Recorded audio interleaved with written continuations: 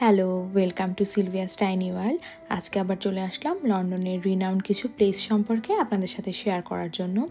আমরা প্রথমেই গিয়েছিলাম বাকিংহাম প্যালেস, যেটা কিনা রানীর বাড়ি নামে বেশি সুপরিচিত।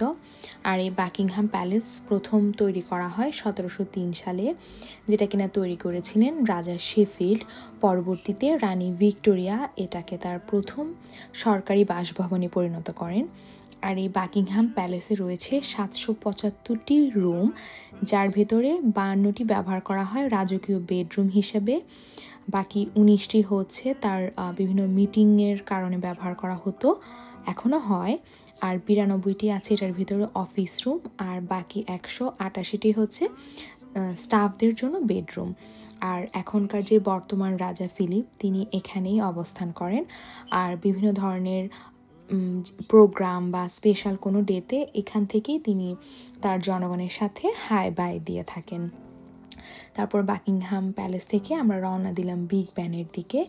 আর বিগ ব্যান আপনারা সবাই জানেন, লন্ডনের যে আইকনিক ছবি আসে সবসময় লন্ডন বললেই, সেটাই হচ্ছে এই বিগ ব্যান।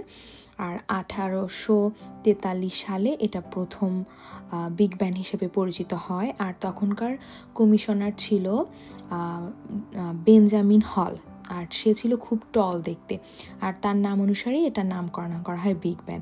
আর তার পাশেই রয়েছে হাউস অফ পার্লামেন্ট, আর এটা প্রথম তৈরি করা হয়েছিল 1097 থেকে 99 সালে।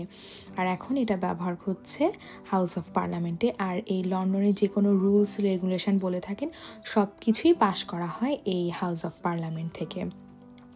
আর এর মাঝখানে আমি যেই ব্রিজটাতে দাঁড়িয়েছিলাম, আর এই যে টেমস নদী, আর এই ব্রিজের এক পাশেই হচ্ছে বিগ ব্যান, আর এক পাশেই আপনি দেখতে পারবেন লন্ডন আই।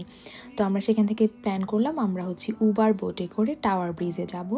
তো সেটার জন্য এখানে আমরা উবার বোটের ওঠার জন্য যাচ্ছিলাম। আর এই যে লন্ডন আই দেখতে পাচ্ছেন, এটা হচ্ছে বিংশ শতাব্দীটাকে খুব স্পেশাল করার জন্যই এটা তৈরি করা হয়েছিল। আর এটাও তখন 1999 সালে 31 ডিসেম্বর উদ্বোধন করেছিলেন তখনকার প্রধানমন্ত্রী টনি ব্লেয়ার।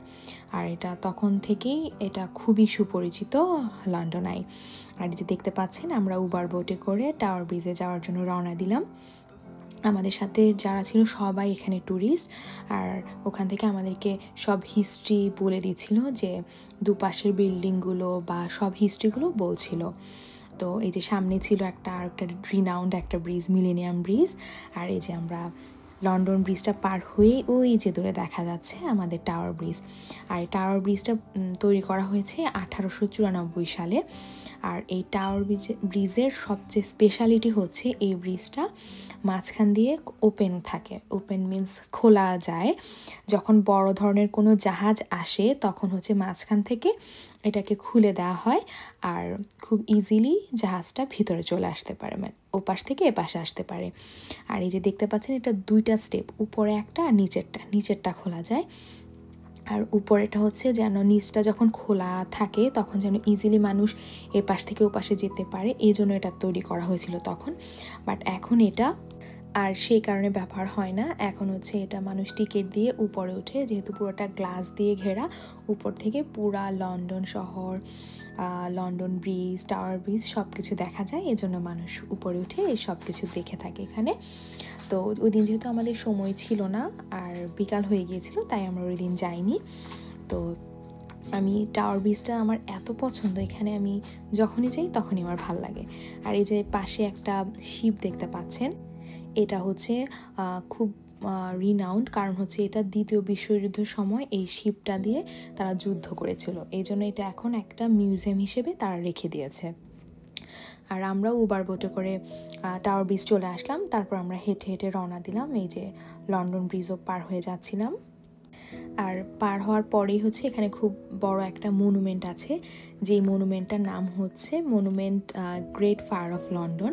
আপনারা কিছুক্ষণ পরে সেটা দেখতে পারবেন।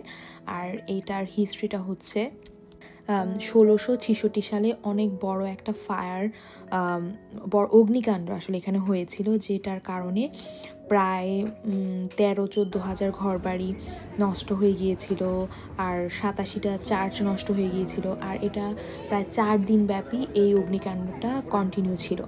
4 দিন সময় লেগেছিল তাদের এটা বন্ধ করার জন্য। আর সব কিছু দেখেই যে আমরা এখন বাসার দিকে রওনা দিচ্ছিলাম। আর ওই দিনে আমার পুরা ঘোরাটার কারণ ছিল আমার দিদা, সে ইটালি থেকে এসেছিল। ওই সারাটা দিন আমরা ওই দিন তার সাথেই কাটিয়েছিলাম। সারাদিন ঘোরাফেরার পরে এই যে আমরা গল্প করতে করতে বাসায় ফিরে যাচ্ছিলাম ওই দিনের জন্য। বাই বাই, আবার দেখা হবে পরবর্তী কোনো ভিডিও।